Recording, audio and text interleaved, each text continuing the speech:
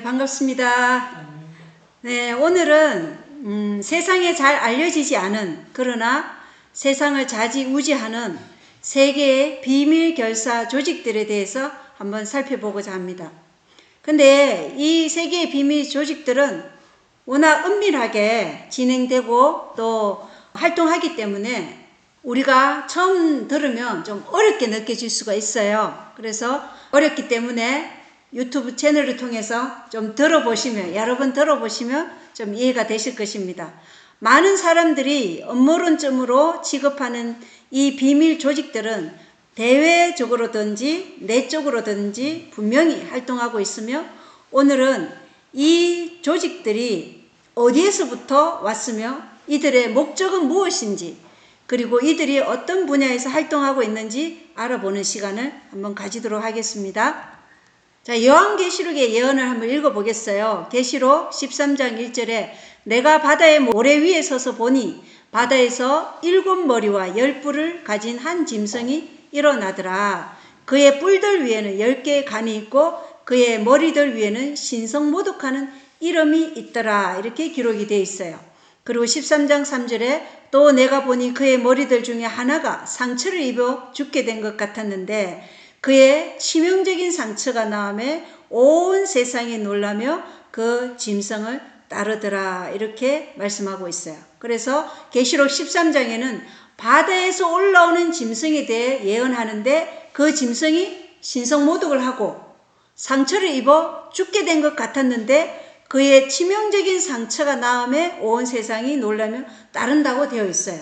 그리고 계시록 17장 4절에는 그 여자는 자주색 옷과 주홍색 옷을 차려입었고 금과 보석들과 진주들로 꾸몄으며 가증한 것들과 자기의 음행으로 인한 더러운 것으로 가득한 금잔을 손에 가졌더라. 이렇게 말씀하고 있고 13절에는 이들이 한 생각을 가지고 자기들의 권능과 힘을 그 짐승에게 주리라. 18절에는 또 내가 본 그 여자는 땅의 왕들 위에 군림하는 저 큰 도신이라 하더라. 이렇게 기록이 되어 있어요. 그래서 계시록 17장에는 짐승을 여자라고 묘사하고 있죠. 그래서 이 여자는 타락한 교회 음녀를 말하는 것으로 땅의 왕들이 한 생각을 가지고 자신들의 권능을 그 짐승, 그 음녀에게 넘긴다고 되어 있어요. 그죠?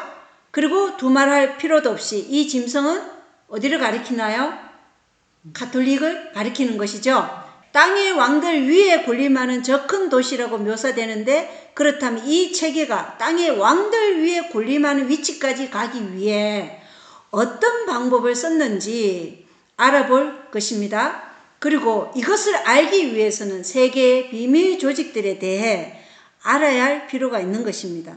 오늘은 세계의 비밀 조직들이 어떻게 가톨릭 교황권과 연결되어 있는지 그것을 한번 알아보겠습니다. 자, 바티칸의 상징을 한번 보겠어요.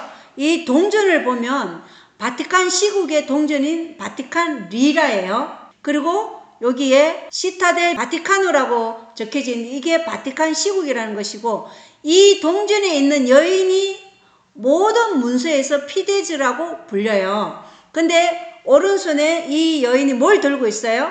잔을 들고 있죠. 이 잔이 계시록 17장 4절에 그 여자는 자주색 옷과 주홍색 옷을 차려입었고 금과 보석들과 진주들로 꾸몄으며 가증한 것들과 자기의 음행으로 인한 더러운 것으로 가득한 금잔을 손에 가졌더라. 이렇게 되어 있어요. 그죠? 이 바티칸의 상징인 동전을 자세히 보면 금잔을 들고 있는 여인이 있는데, 전 세계에서 금잔을 들고 있는 여인을 상징적으로 사용하고 자주색, 주홍색 옷을 입는 조직은 가톨릭 교황권 단 하나밖에 없다는 것입니다. 자, 피데즈. 아까 그 여인을 뭐라고 얘기한다고요? 피데즈라고 얘기한다 그랬죠? 피데즈가 무엇인지 한번 알아보겠습니다. 알버트 G 맥키 33도 프리 메이슨은 다음과 같이 말했는데요.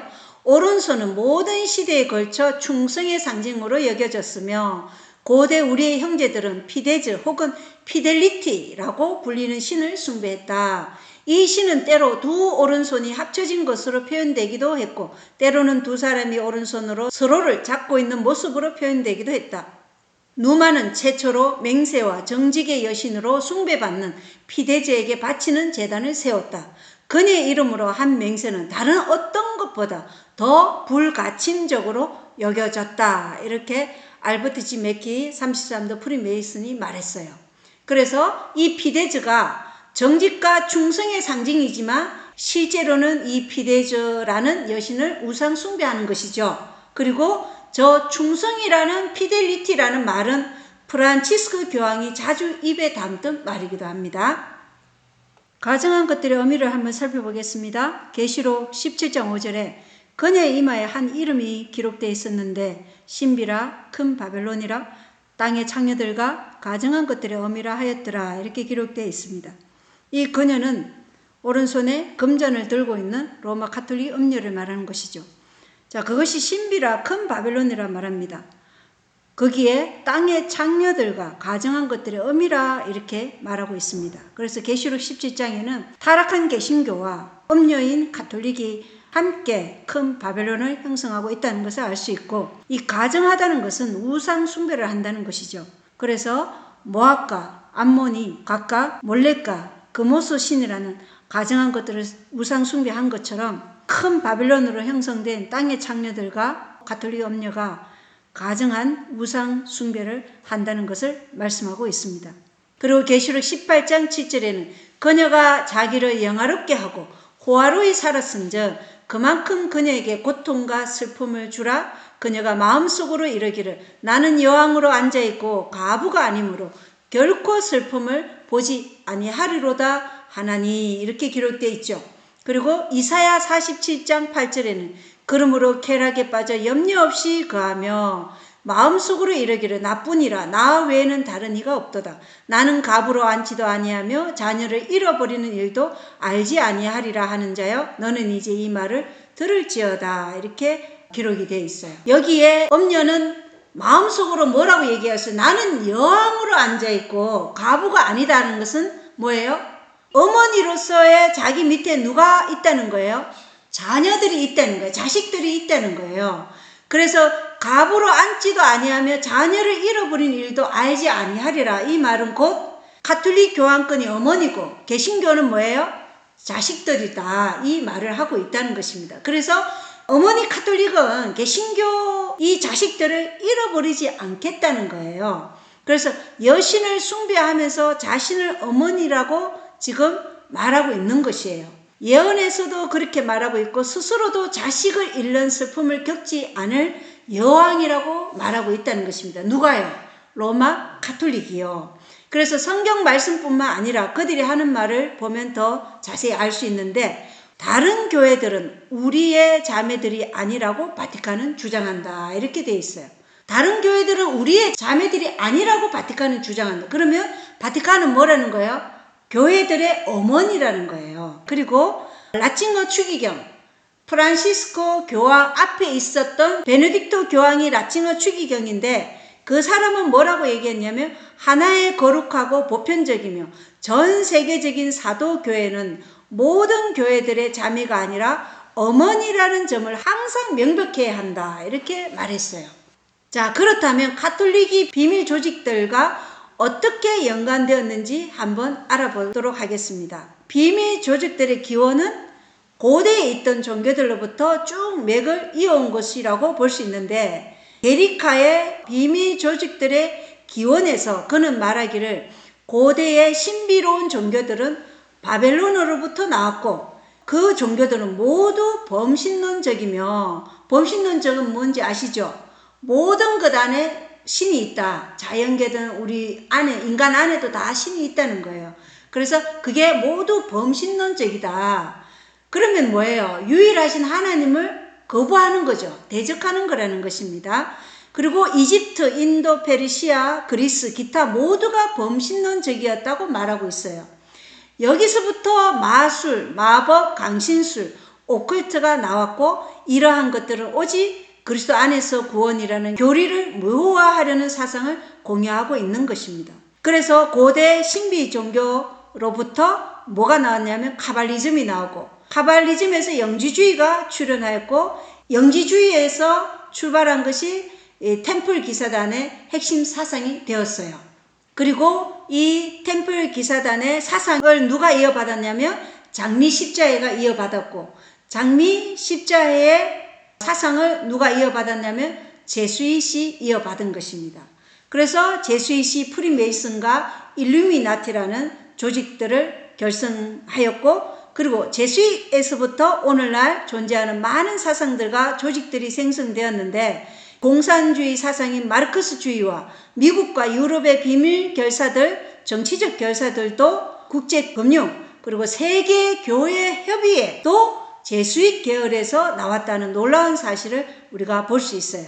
그리고 이 제수잇 사상은 신제학 협회와 많은 컬트 단체들을 걸쳐 현대 뉴에이지 운동이 탄생한 것을 볼 수 있어요. 그래서 비밀 조직들은 고대 종교들과 관련이 있고, 따라서 고대 종교의 사상과 상징이 여전히 지금 현대까지 사용되고 있다는 것을 우리가 볼 수 있습니다.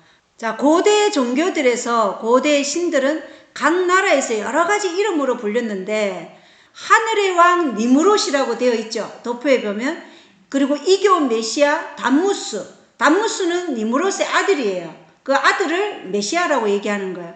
그리고 그 니무롯의 부인이 누구냐면 세미라미스예요. 근데 그것을 뭐라고 얘기한다고요? 하늘의 여왕이다, 이렇게 말한다는 것이에요.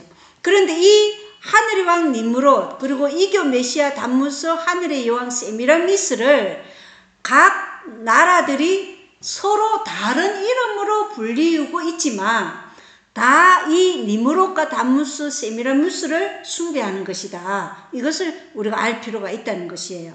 그래서 레바논에서는 니무롯을 바알이라 부르고, 담무스는 그대로 담무스, 세미라미스는 아스토레토 이렇게 말하고 있고, 페니키아에서는 엘 바크스 아스타르테, 바벨론에서는 벨루스 담무스 레아 이슈타루 이렇게 부르고 있어요. 그리고 이것을 그리스 나라에서는 제우스 디오니소스 아프로디테, 그리고 로마에서 보면 주피터 아티스 시벨레 또는 다이애나라고 부르고, 또 이집트에서는 이것을 라 오시리스 또는 호리스, 그리고 하늘의 여왕은 이시스 또는 하토르라고 이름만 바꿔서 부른다는 거예요. 그리고 인도는 비슈누, 크리슈나, 이시 또는 데바키, 중국은 방고, 예, 서왕모 이렇게 이름만 달리 부를 뿐이지 이 세 체계를 함께 지금 경배하고 우상을 숭배하고 있다는 것입니다.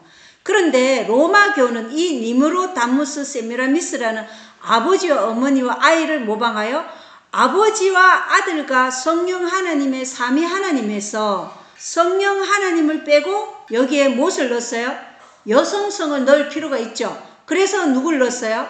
성모 마리아를 넣은 거예요. 그래서 가톨릭에서 마리아는 단순히 이 땅에서 예수님의 어머니가 아니라 죄가 없는 상태로 예수님을 낳은 여인이자 후에 성천에서 오직 예수님만이 하실 수 있는 중보자의 역할을 대신해주는 존재로 기록되어 있어요. 마리아 무염 시태설, 마리아는 죄 없이 잉태했다. 그래서 예수님이 마리아의 죄 없는 몸에서 나왔기 때문에 예수님도 죄가 없다, 이렇게 말하고 있다는 것이에요. 그리고 지금도 마리아가 우리를 위해서 중보하기 때문에 성당에 가면 뭐가 있어요? 마리아 우상이 있는 거죠. 형상을 세워놓잖아요. 그래서 거기 앞에서 사람들이 기도한다는 것입니다. 그래서 기독교의 삼위일체와 로마의 삼위일체는 완전히 다르다는 것입니다. 이것이 가톨릭 교리 문답에 보면 다 나오는 내용이에요. 한번 읽어보겠어요. 가톨릭 교리 문답 사이트. 우리에게 중재자가 있을 것인지의 여부는 마리아의 예에 달려 있었다. 마리아의 예가 없었다면 중재자도 없었을 것이다. 따라서 예수를 통해 오는 은혜는 2차적으로 마리아를 통해 우리에게 온다고 할 수 있다. 이렇게 되어 있죠. 그래서 마리아가 중재자라는 것이에요. 그러나 성경은 뭐라고 말해요? 역대상 16장 26절에 백성들의 모든 신들은 우상들이나 주께서는 하늘들을 만드셨도다, 이렇게 말씀하고 있어요. 그래서 이 모든 것이 우상을 숭배하는 것이라는 것을 우리가 알 수 있죠. 제수잇도 삼위일체를 사용합니다. 제수잇이 사용하는 상징 중 하나가 IHS인데 그들이 설명하는 뜻이 무엇인지 한번 보겠어요. 그들이 설명하는 뜻은 인간의 구세주 예수이고 제수잇의 철자를 딴 것이라고 말하지만 사실 이것은 이시스, 호루스, 세트를 뜻하며 다른 말로 이집트의 삼위일체를 나타낸다는 것입니다. 아버지와 어머니 아이. 그래서 IHS가 이시스, 호루스, 셋이라는 것이에요. 고대 아시리아인들과 바벨로니아인들은 홍수전 인물들을 신격화했어요. 그래서 이 당시 섬김을 받았던 신은 마르둑인데 이 마르둑은 악을 통치할 권한을 가지고 있었어요. 그 권한을 아누라는 신에게서 받아요. 그래서 마르둑은 아누의 인을 가지고 있어요. 악을 주관하고 사람들에게 형벌을 내릴 권한을 가지고 있는 신이 마르둑인데 그 마르둑이 아누로부터 그 권력을 물려받았다는 것이에요. 그래서 마르둑은 아누의 인을 가지고 있는데 즉 아누는 악의 자식들을 다스리는 그 권한을 가지고 있다는 것입니다. 아누의 인 보이시나요? 시계처럼 이렇게 손목에 차고 있죠. 십자가를 2개로 교차된 모양으로 8개의 축을 가지고 있는 것이에요. 아누의 인이. 그리고 여기에 보면 또 뭐가 있냐면 검을 차고 있는데 이 검은 굉장히 중요해요. 검은 내가 하려는 일을 강제로 시행할 수 있는 권위와 힘을 가지고 있다는 것을 암시해요. 이 아누의 인은 오늘날에도 찾아볼 수 있다는 것입니다. 악의 통치자들이라는 이 책이에요. 이 책 커브에 보면 아누의 인을 가지고 있는 제수잇이 있죠. 터퍼소시는 조사를 통해 세속적인 검 뒤에 있는 영적인 검이 군사 조직에 의해 강요되었는데 그 조직이 제수잇이라는 결론을 내렸다는 것입니다. 바티칸의 광장인 성 베드로 광장에서 아누의 인이 새겨져 있음을 우리가 볼 수 있어요. 십자가가 2개로 겹쳐져 있는 8개의 축을 볼 수 있죠. 이게 어디에 있다고요? 바티칸 광장, 성 베드로 광장에 있다는 것입니다. 니무롯이 바벨탑을 세운 후에 하나님께서 바벨탑을 무너지게 하시고 언어를 어떻게 했어요? 혼란케 했잖아요. 그죠? 혼잡게 했잖아요. 그래서 여러 가지 언어가 탄생하게 하셨잖아요. 왜? 그들이 이제 더 이상 바벨탑을 세우지 못하도록 하신 거예요. 그러므로 비밀 조직들은 이제는 언어가 혼잡하니까 어떻게 해요? 표 또는 이런 심볼을 언어로 대체한 것이에요. 그래서 이 사인을 알고 심볼의 언어를 알면 서로의 언어가 다르더라도 그 인의 뜻을 알면 그것이 무엇을 말하는지 알 수 있죠. 그래서 그들이 이런 심볼이나 또 사인 그리고 이런 인을 통해서 서로에게 말하고 있다는 것입니다. 미국 연방대법원에서 아누의 인을 볼 수 있어요. 누가 실제 권력을 휘두르는지 그리고 실제 권력은 어디에 있는지 우리가 알 수 있어요. 실제 미국을 지배하고 통제하는 힘과 권력은 로마에 있다는 것을 우리가 알 수 있어요. 아까 제수잇이 아누의 인을 가지고 있다 그랬죠. 미국의 연방대법원에서도 이 아누의 인이 있다는 것입니다.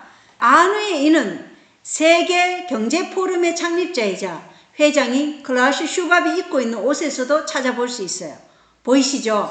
예, 이렇게 전 세계에 이러한 조직들이 지금 움직이고 세상에서 그들이 드러내놓고 일을 하고 있지만 우리가 이 인이 무엇을 말하고 있는지 알지 못하면 시대의 징조를 분별하지 못한다는 것이에요. 그래서 예언과 시대의 징조 이런 것들을 우리가 접목해서 연구했을 때 이 시대의 징조가 지금 우리에게 어디쯤 와 있는지를 밝히 알게 하신다는 거예요. 예수님께서 너희가 하늘이 검으면 비가 올 줄 아는데 날씨는 분별할 줄 알면서 어떻게 시대의 표적은 분별하지 못하나 하고 유대인들을 꾸짖었잖아요. 그러니까 이런 걸 통해서 우리가 시대적인 징조를 분별할 수 있어야 된다는 것입니다. 자, 여기 이 벽화는 아시리아 왕이자 살마네셀 3세의 아들인 삼시 아다드 5세의 벽화인데 이 벽화에도 아누의 인이 새겨져 있어요. 그리고 살마네셀 왕의 가슴에 문양이 몰타 십자가라고 알려져 있는 것이에요. 몰타 십자가에 대한 구글 검색 결과를 보면은 1530년 몰타 섬에 이주한 십자군인 성 요한 기사단에 의해 몰타 십자가라고 알려지게 되었다. 이렇게 기원을 밝히고 있어요. 그리고 몰타 십자가의 상징을 보면 보호, 소방관들의 명예 희장, 응급처치, 의로, 인도주의적 노력의 국제적 상징이다. 이렇게 말하고 있다는 것입니다. 구글 검색 결과와 모를센 도그마에서 말하는 기원은 많은 차이가 있어요. 구글 검색 결과에 보면 몰타 기사단이 1530년이 기원이다 하지만 지금 삼시 아다드 5세는 언제적 왕이에요? BC, 기원전 BC 824년부터 811년 시대의 왕이에요. 그러면 이 기원에 엄청난 차이가 있는 걸 아시겠죠? 기원 후 1530년과 기원 전 BC 823년에서 811년 이 차이가 엄청나다는 것이에요. 그리고 이 몰타 십자가에 상징하는 것이 좋은 이미지로 보이지만 이것이 우리에게 어떤 것을 말해주는지는 뒤에서 보겠어요. 자, 그렇다면 모를센 도그마는 몰타 십자가에 대해 뭐라고 말하는지 한번 보겠어요. 먼저 모를센 도그마 이 책을 쓴 사람은 누구냐면 스코틀랜드 프리메이슨의 수장이며 33도 프리메이슨인 알버트 파이크가 쓴 프리메이슨의 성경책이 바로 모를센 도그마예요. 제수잇이 만든 조직이 프리메이슨인데 프리메이슨의 성경책이라고 할 수 있는 것이 뭐라고요? 모를센 도그마다. 근데 그 모를센 도그마 292쪽에 이 몰타 십자가에 대해서 무엇이라고 말하는지 한번 보겠습니다. 호루스의 제사장들의 의복은 이 십자가들로 뒤덮여 있었다. 이렇게 빨간 줄 쳐진 그 영어에 그렇게 써져 있어요. 여기서 영어로 혼스라고 되어 있지만 원본 책을 보면 혼스가 아니라 호루스라고 되어 있어요. 그래서 호루스의 제사장들의 의복이 몰타 십자가로 뒤덮여 있었다고 이렇게 말하고 있다는 것입니다. 자, 몰타 십자가가 교황과 추기경들의 옷에서 자주 보이죠. 즉 교황과 추기경들은 호루스의 제사장들이라는 것입니다. 그리고 그들이 하고 싶어하는 일은 개신교도들을 멸절시키는 것이고 나중에 보게 되겠지만 세상을 지배하는 것이라는 것입니다. 모를센 도그마에는 여러 가지 상징들이 있는데 우리가 알고 있는 불교, 힌두교, 자이나교를 비롯한 인도 계통의 종교적 상징들로 사용되는 스와스티카가 우리말로 뭐예요? 만자 문양이죠. 만자 문양, 또한 이 문양은 독일 나치의 국가 문양과도 유사하죠. 그리고 육망성, 삼각형을 두 개로 이렇게 포개서 내놓은 이 육망성 문양은 이스라엘의 국기에도 그려져 있는 다윗의 별이라고 하는 문양이 있어요. 자, 또한 X같이 생긴 십자가는 미트라가 그의 병사들의 이마에 십자가를 그릴 때 사용하던 상징이라고 하는데 이 상징을 오늘날에도 사용한다는 것을 볼 수 있어요. 자, 성경에서 죄를 참여하는 의미로 머리에 뭐를 뿌려요? 죄를 뿌리죠. 근데 가톨릭의 전통에 따른 죄의 수요일은 사순절이 시작되었다는 첫째 날을 가리키는 것이에요. 여기 우리가 익히 알고 있는 사람이에요. 이분이 누구냐면 미국의 현재 국무장관 루비오 국무장관이에요. 그리고 밑에 죄의 수요일이라고 이 사순절이 시작되었다는 십자가 문양을 그려지고 있는 이 사람은 제디 반스 부통령. 자, 이 죄의 수요일, 이것은 사순절이 시작되는 첫째 날이라는 것을 알리는 것이고 11세기 교황이었던 어반 2세가 사순절의 시작을 알리는 종교의식으로 지정하면서 가톨릭의 전통이 된 것입니다. 그리고 이마에 그리는 십자가는 회개와 참회를 상징한다. 우리 교회는 지키지 않지만 가톨릭과 일반 개신교들은 이 사순절을 지키고 있어요. 사순절이 무엇이냐면 부활절 전에 40일간 예수님의 순환과 죽음을 기념하는 시기라는 거예요. 그리고 이 사순절 기간에는 라마단처럼 40일간 금식하는 사람들도 있어요. 그리고 현 트럼프 내각의 루비오 국무장관과 제디 반스 부통령의 이마에 사순절이 시작되었다는 이 죄의 수요일에 십자가 표시를 드러내고 지금 대중 앞에 이 사실을 미디어 앞에서 지금 홍보하고 있는 것을 볼 수 있죠. 미디어 앞에서 드러내놓고 숨기지 않고 있다는 것이에요. 이 사람들이 지금 누구의 건의에 충성하냐 이것이죠. 마르코 루비오 미국 국무장관이 뉴스 인터뷰에 등장했습니다. 이마엔 검은 십자가를 그리고 나왔습니다. 이마에 있는 검은 십자가가 눈에 띄는데요. 부활절의 준비를 알리는 사순절의 시작, 제의 수요일에 기독교인들은 이마에 제를 바르는 예식을 치릅니다. 루비오 장관 독실한 가톨릭 신자로 알려져 있습니다.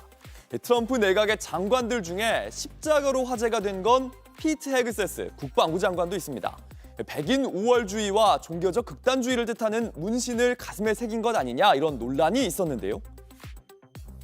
Just a little bit on what is this very offensive, extremist, racist tattoo that you have?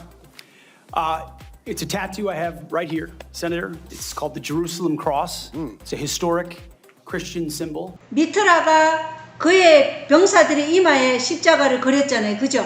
그거랑 지금 이 루비오 국무장관과 벤스 부통령이 이 이마에 십자가를 그린 거랑 같은 거라는 거예요. 그리스도보다 지금 가톨릭 시스템에 충성을 하는 자들이죠. 여기 문양을 한번 보세요. P라고 적혀져 있고 이렇게 짝대기가 하나 그어져 있죠. 그리고 그 밑에는 P라고 적혀져 있고 X라고 또 이렇게 문양이 있어요. 이것은 오시리스의 지팡이이며 그의 모노그램이기도 하고 나중에 기독교인들에게 부호로 채택되었다. 이렇게 기록이 돼 있죠. 영어 P와 X를 합친 모노그램이 그려져 있는데 모노그램이라는 게 무엇이냐면 2개 이상의 글자를 합쳐서 한 글자 모양으로 만든 서명이나 인간 같은 것인데 이 문양들은 기독교와는 아무런 상관이 없는 것이라는 것입니다. 오시리스는 이집트의 죽음의 신이에요. 그리고 아누비스도 또 다른 형태의 죽음의 신이고 그리스 로마 신화에 나오는 주피터, 즉 제우스도 죽음의 신이에요. 하나님은 산자의 하나님이지 죽은 자의 하나님이 아니라 그랬잖아요. 그죠? 그래서 이것은 다 하나님을 대적하고 하나님과 반대된다는 것입니다. 그래서 이 타우랑 레시 두 글자가 합쳐진 모노그램이 콘스탄티누스 황제 아래 PX 사인으로 바뀌었고 오늘날 많은 기독교 건축물에서도 이 사인을 찾아볼 수 있다는 것이에요. 모를센 도그마에서 보셨던 XP 혹은 7호 사인은 교회나 성당 곳곳에서 찾아볼 수 있는 심볼이에요. 그들이 주장하는 의원은 그리스도를 뜻하는 크라이스트의 그리스어 크리스토스 중 앞 두 글자를 따온 것이라고 얘기를 해요. 그러나 실제 의미는 오시리스의 모노그램이자 지팡이라는 것입니다. 즉 죽음의 신 오시리스의 지팡이다 이런 뜻이라는 것입니다. 이렇듯 고대 종교의 상징들은 오늘날 우리 세상과 종교에 자연스레 녹아들어 있어요. 그렇다면 어떻게 이렇게 자연스럽게 자리 잡을 수 있게 되었을까? 그것을 우리가 알아볼 필요가 있죠. 그것은 곳곳에 침투한 비밀 조직들 덕분이라는 것입니다. 이 비밀 조직들이 어떻게 기독교와 세계 정세에 침투하게 되었는지 그리고 이들의 목적은 무엇인지 한번 알아보도록 하겠습니다. 자, 기독교와 비밀 조직들이 어떻게 연관이 있는지 보겠습니다. 고대 바벨론의 종교는 카발리즘을 탄생시켰고 후에 에세네파, 영지주의 같은 것을 만들어냈어요. 엘리파스 리바이가 쓴 마술의 역사라는 책은 프리메이슨 출처인데 시몬 마구스가 만든 영지주의와 그 사상들이 템플러들에게 전해졌음을 알 수 있어요. 그리고 템플러는 로마 카톨릭에 속한 조직인데 성전 터의 보호를 위해 결성되었음을 알 수 있어요. 이들은 템플러들이 이슬람 비밀 조직들과 밀접한 관계가 있고 이러한 비밀 조직들이 항상 두 개의 교리를 갖고 있는데 하나는 핵심 입회자를 위한 교리이고 다른 하나는 대회용 교리를 갖고 있어요. 그러니까 항상 두 개의 교리를 갖고 있는 것이죠. 템플러들에게도 두 개의 교리가 있는데 하나는 핵심층을 위한 비밀스러운 오컬트 교리였고 다른 하나는 대회용이라는 것입니다. 이 대외적 교리는 천주교 교리예요. 천주교 핵심층은 믿지도 않는 교리를 다수의 사람들은 그들의 종교로 받아들이고 있다는 것입니다. 오컬트 핵심층에게는 루시퍼가 진정한 하나님의 아들이에요. 그들에게 예수님은 어떤 분이냐면 첫째 아들과의 싸움에서 져서 쫓겨난 둘째 아들이므로 그들에게 있어 루시퍼가 진짜 빛이었고 전쟁의 승리자고 결국에 가서 루시퍼가 숭배를 받을 자인 것입니다. 이것이 오컬트 교리고 이것이 유대교 신비주의 카발라와 영지주의가 항상 믿어온 교리라는 것이에요. 이슬람도 외부를 위한 교리와 내부를 위한 교리가 따로 있어요. 이런 비밀스러운 핵심 사상들이 어디에 연결되냐면 장미 십자회와 또 장미 십자회를 통해서 제수잇에 심어졌고, 제수잇이 무엇을 만들어내냐면 프리메이슨을 만들어냈다는 것입니다. 그리고 프리메이슨은 개신교에서 가톨릭이 활동하기 위해 제수잇에 의해 만들어진 단체예요. 개신교에서 프리메이슨이라고 활동하는 사람들은 제수잇에 의해서 만들어진 거예요. 가톨릭이 활동하기 위해서 기독교 단체나 정부나 이런 요직에 이러한 사람들이 들어가서 활동하고 있다는 것입니다. 물론 고위급에 있는 사람들 외에 이 사실을 알지 못해요. 워낙 비밀스러운 조직이기 때문에. 그래서 바벨론은 큰 신비라 비밀이라 이렇게 말하는 거예요. 계시록에서.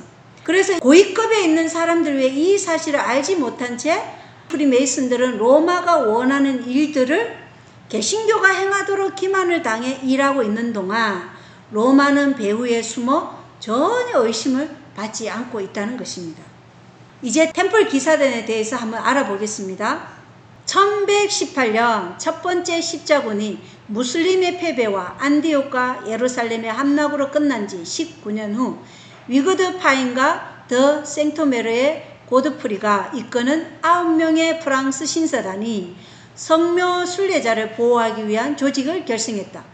이때 예루살렘의 왕위를 계승한 볼드윈 2세는 솔로몬 성전터 건축의 거처를 제공했고, 솔로몬 성전이 템플이라는 거예요. 그래서 이들 이름이 뭐라고요? 그래서 그들은 템플러라는 이름으로 널리 알려졌다. 템플 기사다. 성전을 지키는 자들이다. 이렇게 말하는 거예요. 1128년 이 조직은 드루와 공의회와 교황의 승인을 받았다. 이렇게 기록이 돼 있죠. 그래서 템플러는 성전 기사단으로 이들은 매우 유명해졌으며 매우 강력한 집단이 되어 세계 금융권을 장악하게 된 것입니다. 그리고 교황의 승인을 받았다는 것은 가톨릭 소속이라는 뜻이에요. 그리고 왕관과 교차된 십자가는 그들이 사용했던 문양 중 하나로 오늘날 수많은 교회들이 사용하고 있다는 것입니다. 그리고 여기 보면 인 호크 시그너스 빈세스, 이 말은 이 표로 너는 승리할 것이다 라는 뜻의 라틴어로 콘스탄티누스 황제가 환상에서 본 내용을 바탕으로 사용한 글귀인데, 많은 은사주의 교회들이 이 십자가와 왕관이 그려져 있는 문양을 사용하고 있어요. 어디도 사용하고 있냐면 여호와의 정인들도 이 문양을 사용하고 있다는 것이에요. 그러면 그 여호와의 정인도 다 어디 아래 있다는 것을 알 수 있죠. 예. 자, 계속해서 템플 기사단에 대해서 보겠습니다. 자크 드 몰레는 템플 기사단의 마지막 그랜드 마스터로 알려져 있다. 1307년 10월 13일 금요일 프랑스 왕 필리프 4세는 템플러들을 체포하고 그들에게 사형 선고를 내린다. 이렇게 되어 있어요. 이때부터 13일 금요일은 운수 없는 날 이렇게 되었다는 것입니다. 그들에 대한 기소가 다음과 같았는데, 첫 번째는 그들의 입회의식은 십자가에 대한 모욕, 그리스도 부인, 역겨운 외설적인 일들을 동반했다. 그리고 두 번째는 우상을 참 하나님의 형상이라고 부르며 경배했다는 것이고, 세 번째 미사에서 축성을 생략했고, 네 번째 평신도 수장들이 스스로 사면을 베풀 권리를 부여했다. 다섯 번째 부도덕적이고 악한 행위들을 허가했다. 이렇게 기록이 되어 있어요. 이 입회의식에서 외설적인 일들을 동반했다는 것은 소돔을 연상케 하는 것들도 있었다는 것이에요. 그들이 숭배한 우상이 바로 무엇이냐면 이 보이시죠?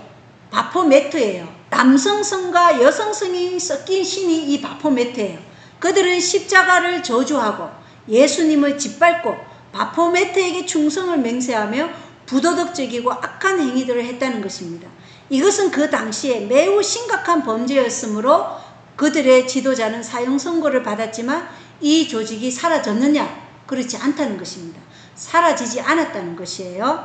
예루살렘에 있는 템플 기사단의 터로 기사단의 궁전이라고 적혀 있습니다. 그리고 그들이 사용하는 십자가 문양은 오늘날 많은 종교들이 사용하고 있는데, 오늘날 많은 곳에서 사용되는 십자가 문양들이 십자군 전쟁 시 활동했던 기사단에서 파생된 것이다. 그래서 제수잇은 템플러를 계승한 조직이므로 템플러들이 사용한 많은 문양들이 제수잇에 그대로 계승된 것을 볼 수 있어요. 여기 내부 그림은 직접 방문해서 사진을 찍은 월터 바이처 박사님 강의에 나오는데 확인하고 싶으시면 링크를 걸어둘 테니까 확인하시기 바랍니다. 템플 기사단은 십자군 전쟁 시 많은 기독교인들을 죽음으로 내몰았는데 현재 트럼프 행정부의 국방장관인 피트 헤그셋의 몸에 새겨진 문양이 템플 기사단의 문양이라는 것입니다. 템플 기사단의 상징을 이 피트 헤그셋 국방장관이 몸에 지니고 있는 것이죠. 그렇다면 현재 미국의 국방장관인 이 피터 헤그셋은 누구를 위해 일하는 것일까요? 미국을 위해서 일하는 것일까요? 이 주제들을 쭉 살펴보면 아시게 될 것입니다. 자, 제수잇은 템플 기사단의 핵심 사상을 이은 군대 조직입니다. 이 제수잇에 대해서 한번 알아보겠습니다. 제수잇은 1534년 8월 15일 스페인 사람 이그나티우스 로열라에 의해 창립되었으며 1540년 9월 27일 교황 바오로 3세에 의해 승인되었고 로열라는 제수잇이 가톨릭의 연합을 위한 수호자가 되기를 바랐으며 따라서 그리스도의 대리자인 교황에게 복종하는 것은 가장 중요했다는 것입니다. 그들은 시체처럼 복종해야 했다. 어떻게 해요? 죽은 시체처럼 복종하는 거예요. 로열라는 다음과 같이 적었다. 하나님께서 분별력이 없는 동물을 섬기라고 주신다 하더라도 그분께서 정하신 것이기 때문에 너희는 그 동물을 마스터이자 안내자로 복종하기를 주저해서는 안 된다. 제정은 반드시 장군을 그리스도처럼 봐야 한다고 500번이나 반복한다. 이렇게 기록이 되어 있고 제수잇은 1534년 노트르담 몽마르트의 성당에서 결성되었으며 현재는 프랑스에 있는 사크레 케르 성당에 있다. 이렇게 기록되어 있죠. 제수잇은 군대 조직으로서 그들의 장군의 명령에 시체처럼 복종해야 하는 것이에요. 제수잇 장군이 그들의 하나님이라는 것입니다. 동물을 섬기라고 주신다 하더라도 어떻게 해야 된다고요? 섬기고 그를 마스터이자 안내자로 복종하기를 주저해서는 안 된다 그러죠. 이렇듯 그들은 개인의 생각이나 선택이 필요 없어요. 그들의 제수잇 장군이 흰색을 까맣다고 하면 그것을 검정색으로 받아들여야 하는 조직인 제수잇이라는 조직이라는 것이에요. 자, 제수잇의 기원을 보겠어요. 알버트 파이크가 쓴 모럴스 앤 도그마에는 에녹, 그의 이름은 히브리어로 시작하다 또는 창시자를 의미한다. 이 에녹은 아담의 7대손 에녹이 아니에요. 가인의 아들 에녹을 얘기하는 거예요. 그러니까 제수잇의 기원이 어디라고요? 가인의 아들 에녹에서부터 출발한다는 것이에요. 그가 세운 화강암과 황동 혹은 청동으로 된 기둥에 대한 전설은 아마도 상징적일 것이다. 홍수를 견뎌낸 청동 기둥은 프리메이슨이 초창기부터 합법적인 개성자라는 것을 나타내는 신비를 상징하는 것으로 여겨졌다. 프리메이슨은 세상에 널리 알려지지 않았지만 전통의 끊임없는 흐름을 통해 시대를 거쳐 전해져 내려온 위대한 철학자, 종교적 진실을 보관하고 관리한다. 이러한 진실은 상징, 엠블럼, 그리고 우화로 구현된다. 그래서 그들은 상징이나 어떤 인이나 사인 이런 것들로 구분된다는 것입니다. 그런 것으로 대화를 한다는 것이죠. 모럴스 앤 도그마 책의 표지가 머리가 둘인 독수리가 그려져 있죠. 이것이 바로 프리메이슨에 사용하는 상징이라는 것입니다. 자, 제수잇의 서양문을 보겠습니다. 나 누구누구는 하나님과 모든 성인들, 이 모든 성인들에는 마리아도 포함되는 것이죠. 모든 성인들 앞에서 거룩하신 교황께서는 그리스도의 부섭정이시며 전 세계적인 가톨릭의 유일하시고 참되신 머리인 것을 맹세한다. 누구에게 맹세하는 거예요? 교황권에게 복종하겠다고 맹세해야 되는 거예요. 나의 구세주이신 예수 그리스도께서 교황 성하께 주신 열고 닫을 수 있는 열쇠를 통해 성하께서는 이단적인 왕들, 치리자들, 국가들, 연방과 정부를 폐할 권세를 가지셨고 그분의 거룩하신 성인 없이는 모든 것이 불법이며 안전을 위해 파괴되어야 한다. 이렇게 말하고 있습니다. 교황의 최상위권과 교황에게 반대하는 것은 모든 것은 그들의 적이라고 하는 것이죠. 계속해서 읽어보겠습니다. 또한 나는 선언하기를 내가 어디에 있든지 간에 성하의 모든 대리인들을 돕고 지원하고 조언할 것이며 이단적인 개신교도들 혹은 진보적인 교리들을 건절시키기 위해 최선을 다하고 그들의 가장된 권력을 합법적이든지 아니든지 간에 파괴시킬 것이다. 이렇게 기록이 되어 있다는 것입니다. 그들이 말하는 진보적인 교리는 무엇이냐면 개개인이 스스로 무엇을 믿을지 정할 수 있다고 믿는 신앙이에요. 그러니까 양심의 자유이죠.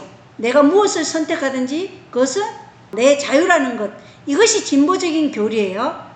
교황이 정한 것을 거부하고 스스로의 자유의지로 무엇을 믿을지 선택하는 교리와 행위 또는 그런 자유를 부여하는 세력들을 제거할 것이라고 지금 말하고 있는 것입니다. 그러니까 뭐예요? 개인의 의견을 가질 수가 없다는 것입니다. 그들 역시 시체처럼 무조건적으로 복종할 것을 맹세하는 것이에요.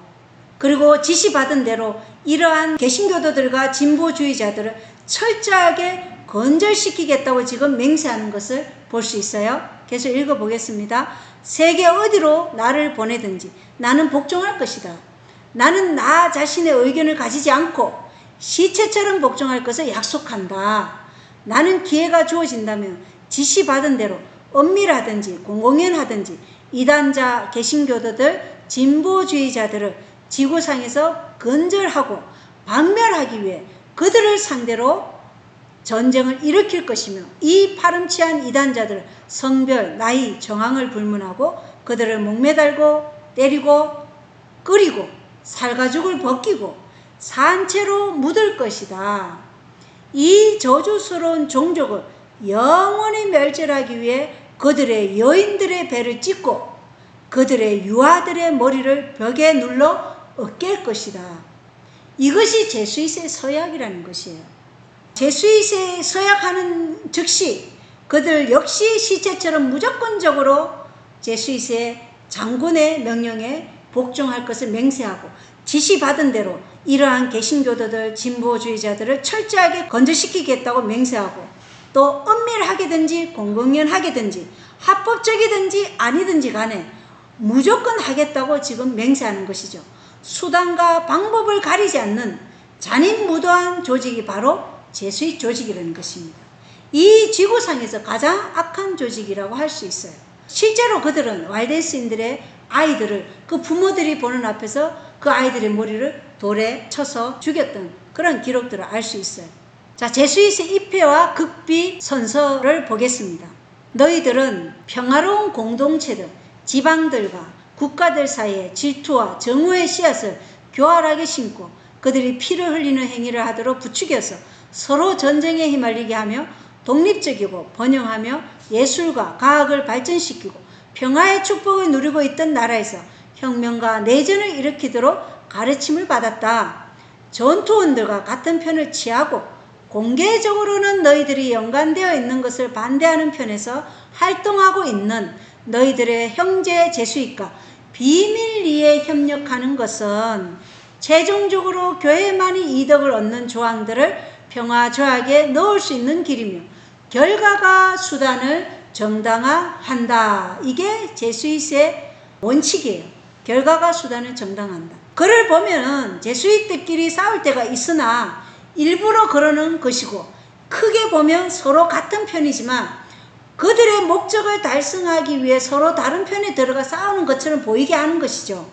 이것은 바로 해겔의 법칙, 해겔의 변정법이나 부정의 법칙이라고도 불리는데 쉽게 설명하자면 서로 극과 극인 A와 B라는 명제를 만들고 양측으로 하여금 서로 싸우게 만든 뒤에 그것의 결과로 인한 원래 원했던 C를 얻는 것입니다.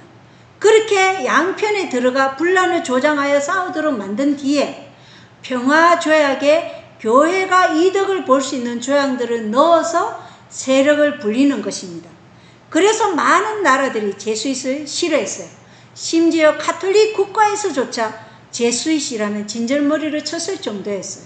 그래서 지금 우리가 미국도 민주당, 공화당 이렇게 서로 이렇게 싸우고 있는 것을 볼 수 있죠. 우리나라도 마찬가지고. 그러나 이 뒤에서 조정하고 있다는 것입니다. 제수잇의 특성을 한번 보겠습니다. 오스트리아의 막시밀리안 프란시스 대공은 1815년에 그들은 제수잇은 끊임없이 법정과 국가적 책량에 끼어들기에 그들은 정의에 따라 전 세계적인 지배권을 노리고 있다는 비난을 받아야 한다, 이렇게 조술하고 있어요. 그리고 독일 기족이자 전 제수잇 당원이었던 백작은 1911년에 따라서 제수잇은 세속적인 정치적 수단을 통해 세속적인 정치적 지배를 목표로 하는 시스템의 구현체로서 우리 앞에 서 있다. 이 시스템은 종교로 미화되어 있으며 가톨릭 종교의 수장인 로마 교황에게 세속적 지배자의 역할을 부여하고 교황, 왕의 비호 아래 그를 도구로 사용하여 전 세계에 대한 지배권을 얻고자 열망한다, 이렇게 기록되어 있어요. 제수잇에 대해 국가들이 느끼는 심정이 여기에 잘 저술되어 있다는 것입니다.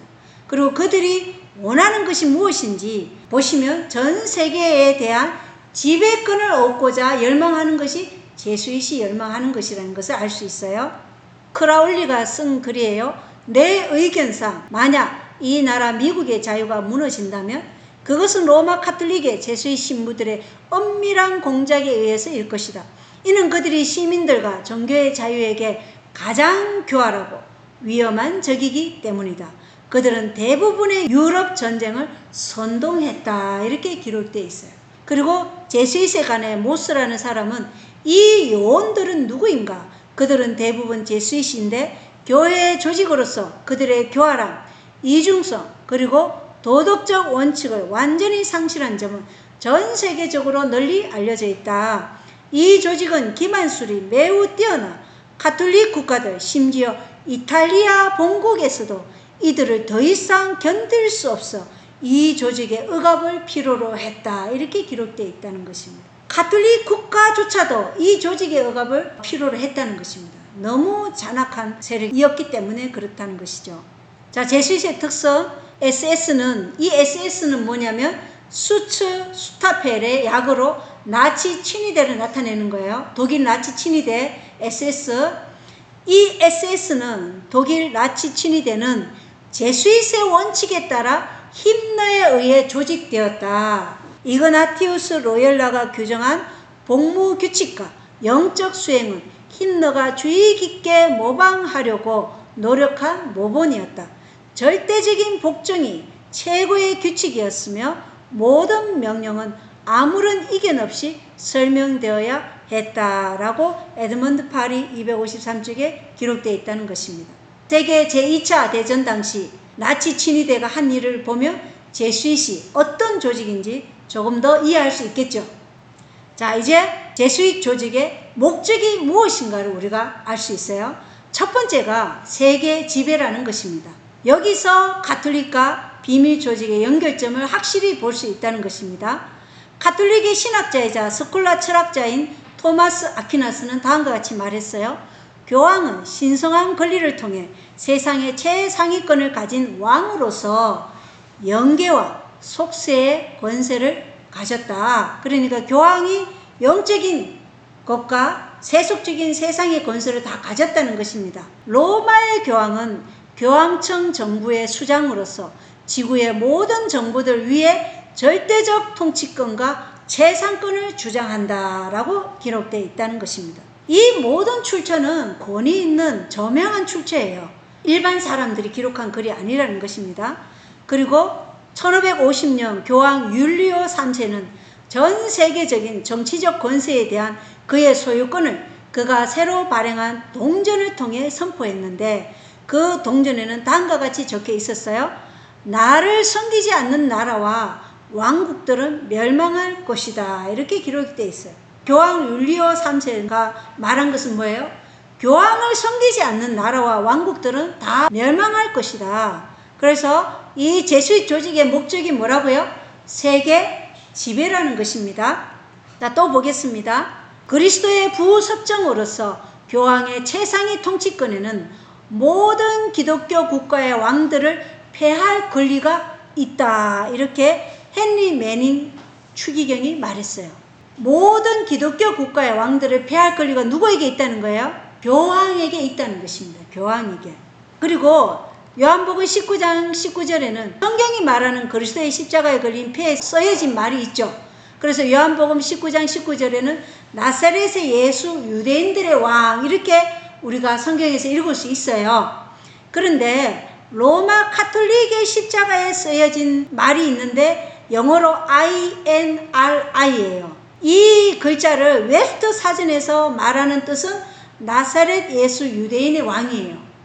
그러나 제수잇의 극단적인 서약에서의 이 뜻은 바로 불경하고 이단적인 이교도 왕들과 정부들, 통치자들을 멸절하고 건절시키는 것은 의로운 일이다. 이렇게 해석한다는 것입니다. 로마 카톨릭의 십자가에도 이 영어로 INRI라는 인리라는 말을 써놓아서 교황의 재상권을 향한 그들의 야망을 드러내고 있다는 것을 우리가 알 수 있어요. 최악의 카톨릭 교도들인 종교 재판관들과 제수잇들, 그들은 단지 로마의 교황을 황제로 삼는 미래의 세계적 지상 주권을 위한 로마의 군대일 뿐이다. 이것은 더러운 지상에서의 이덕과 지배를 위한 단순한 권력을 향한 욕망이다. 그들이 주인인 전 세계적인 노예제도, 이것이 그들이 대표하는 전부이다. 어쩌면 그들은 하나님조차 믿지 않을지도 모른다. 이렇게 기록되어 있고, 그리고 독일의 개신교 철학자 하르덴버그는 1800년도에 이와 같은 조직은 세계 역사의 흐름 가운데 단 한 번도 나타난 적이 없었다. 고대 로마의 의회조차도 세계 지배를 위한 계략을 이보다 더 큰 성공의 확신을 갖고 세우지 않았다. 이렇게 말하고 있다는 것입니다. 그래서 이 조직은 세계 역사의 흐름 가운데 단 한 번도 나타난 적이 없었던 그 조직이라 이렇게 말하고 있다는 것입니다. 미국 역사가 레마는 이들 제수잇의 목적은 과거에도 그랬고 여전히 종교개혁의 영향력을 파괴하고 독일 국가의 신성 로마 제국을 재건하는 것이다. 다른 말로 하자면 다시금 대독일 제국이 부활한 신성 로마 제국의 중심이 되어야 한다. 이렇게 기록이 되어 있어요. 제수잇의 목적이 뭐예요? 다시금 대독일 제국이 부활한 신성 로마 제국의 중심, 그걸 세우기 위한 것이라는 것입니다. 자, 또 읽어보겠습니다. 그렇다면 제수잇의 목적은 무엇인가? 그들에 의하면 그들은 오직 하나님의 더 큰 영광만을 추구하고 있다고 하지만 진상을 조사하면 그들의 유일한 목적은 세계 지배뿐이라는 것을 알게 될 것이다. 그들은 교황에게 없어서는 안 될 존재가 되었으며 그들이 없었다면 교황은 존재할 수 없었을 것인데 이는 카톨릭교가 그들과 동일시대이기 때문이다. 그들은 통치자들에게 없어서는 안 될 존재가 되었고 혁명을 그들의 손에 쥐고 있으며 이런 식으로 그들은 어떤 이름으로든 세상을 지배한다. 이렇게 기록이 되어 있다는 것입니다. 그래서 제수잇 장군이나 제수잇 당원들 중 독일인들이 많이 있어요. 그리고 많은 정치가들도 나중에 독일이 중요한 역할을 하게 될 것을 자주 암시해 왔었어요. 자, 제수잇의 목적 두 번째 또 다른 목적은 뭐예요? 앞에서도 보셨지만 개신교의 멸절이에요. 우리는 마음속 깊은 곳에서부터 이 원칙을 신봉한다. 무엇이든지 우리와 연합하지 않는 것은 멸절해야 하며 우리는 수단만 있으면 이 원칙을 가능한 한 빨리 적극적으로 적용시키기 위해 우리 자신들을 준비시켜야 한다. 개신교는 이미 기력이 소진되었으며 썩어가고 있다. 그렇다. 그들의 마지막 고통까지 모욕하고 그들의 부러진 해골과 흩뿌려진 뼈들 위로 행군하는 것이 우리의 운명이다. 이 소멸을 우리의 힘과 연합된 노력으로 재촉하도록 하자. 개신교는 이미 부패하고 있다. 이렇게 말하고 있다는 것입니다. 그래서 개신교를 멸절시키기 위해서 그리고 세계 지배를 위해서 제수잇 조직인 그 목적을 향해서 지금 이 세상에서 그들의 권력과 힘을 사용하고 일을 추진하고 있다는 것을 알 수 있죠. 예언의 신이 말하는 제수잇 엘렌 하이트는 이 조직에 관해 어떻게 저술을 했는지 한번 읽어보도록 하겠습니다. 각 시대의 대쟁투 234쪽이에요. 모든 그리스도교국에서 개신교는 흉악한 원수들에게 위협을 당하였다. 개혁사업의 최초의 승리는 지나갔다. 로마교는 개혁사업을 진멸시키기 위하여 새 세력들을 구축하였다. 이때 법왕교회 투사들 가운데 가장 잔인하고 무법하고 강력한 제수잇당이 조직되었다. 그들은 혈연적 관계와 인간적 사리도 무시하고 인정의 요구와 이성과 양심에도 무감각하여 그것들을 완전히 배척해버리고 규율과 유대 관계도 무시하고 오직 저들의 규칙에 의지하여 자기들의 세력을 확장하는 데만 진력하였다. 이 세력 개신교를 대항하기 위하여 제수잇당은 그 추종자들에게 광신을 불러 일으켜서 온갖 위험들을 견딜 수 있게 하고 각종 기만의 무기들로 진리의 세력을 반대하게 하였다. 그들은 아무리 큰 죄라도 범할 수 있었고 아무리 저급한 거짓도 행할 수 있었고 어떤 가장도 어려움 없이 꾸밀 수 있었다. 항구적인 빈곤과 검소한 생활을 맹세하였지만 그들의 목적은 부와 권력을 얻고 개신교를 전복시키고 법왕의 재산권을 제기시키는 데 있었다. 이렇게 엘렌 화이트이 제수잇 조직에 대해서 설명하고 있다는 것입니다. 또 보겠습니다. 대쟁투 235쪽의 글이에요. 그들의 단체에 속한 당원의 입장에 설 때에 그들은 거룩한 얼복을 입었고 그들은 감옥과 병원을 방문하면서 병자와 불쌍한 사람들에게 봉사하고 세상을 버렸노라고 공언하였고 두루 다니며 착한 일을 행하신 예수님의 거룩하신 이름으로 그런 일을 하느라고 말하였다. 그러나 외모로는 아무런 흠도 없이 보이는 그들이 때때로 가장 제약적이요 치명적인 목적을 감추고 있었다.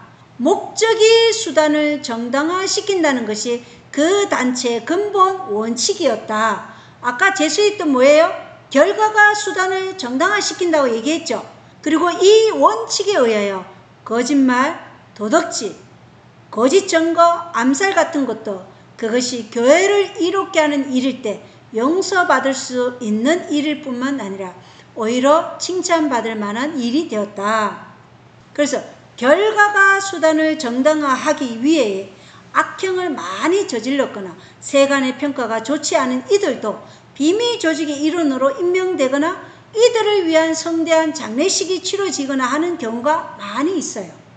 제수잇 당원들은 여러 가지 모양으로 가장하여 나라의 공직자들이 되고 왕의 고문관들의 지위에도 올라가서 나라의 정책을 세우는 일들을 하였다. 그들은 정탐꾼 노릇을 하기 위하여 남의 종도 되었다. 그들은 왕족들과 귀족들을 위한 대학들과, 자, 대학도 세워요. 왕족들과 귀족들을 위한 대학이라고 지금 말했잖아요. 그죠? 그래서 오늘날 수많은 정치인들이나 엘리트들의 자녀들이 다니는 학교는 대부분 제수잇이 세운 대학입니다. 그들의 자녀들이 어디로 간다고요? 제수잇 대학에 가서 교육을 받는 것이에요. 대표적인 예시가 미국의 조지타운 대학과 예일대 대학입니다. 평민들을 위한 학교들을 세워서 개신교도들의 자녀들로 하여금 법왕교의 의례를 지키도록 하였다. 이미 교육 시스템을 제수잇이 장악했기에 일반인들에게도 지금 그들의 사상을 더욱 쉽게 주입이 가능하게끔 되어 있다는 것입니다. 외관상으로 화려하고 찬란해 보이는 로마교의 의식들은 사람들의 마음을 혼란하게 만들고 상상력을 현혹시켰다. 그러므로 조상들이 수고하고 피 흘려 얻은 자유를 그 자녀들은 배반하였다. 어떤 자녀들요? 개신교 자녀들이 종교 개혁을 위해서 피 흘려 양심의 자유를 수호했던 그들의 조상들을 배반하고 어디로 지금 들어가고 있다는 거예요? 제수잇 당, 가톨릭에게 지금 들어가고 있다는 것입니다. 그 자유를 그 자녀들은 배반하였다. 제수잇 당은 급격히 온 유럽에 퍼졌다. 그리하여 그들이 가는 곳에는 어디든지 법왕교의 부흥이 뒤따랐다. 이렇게 대쟁투에 기록되어 있어요. 오늘날 현재 교황권은 부흥을 이루고 있어요. 옛날과 비교할 수 없을 정도로 권력을 제수잇에 의해서 키웠고 이제는 모두가 교황을 거룩하신 아버지이자 도덕적 지침표로 바라보는 상황이라는 것입니다. 오늘은 여기까지 로마 가톨릭 교황권과 그의 비밀 조직인 제수잇을 살펴보았고 다음 시간에는 제수잇이 그들의 산하 조직들을 통해 어떻게 실제로 세상 정세에 개입했는지를 한번 살펴보겠습니다. 아주 놀라운 것들을 우리가 발견하게 될 것이에요.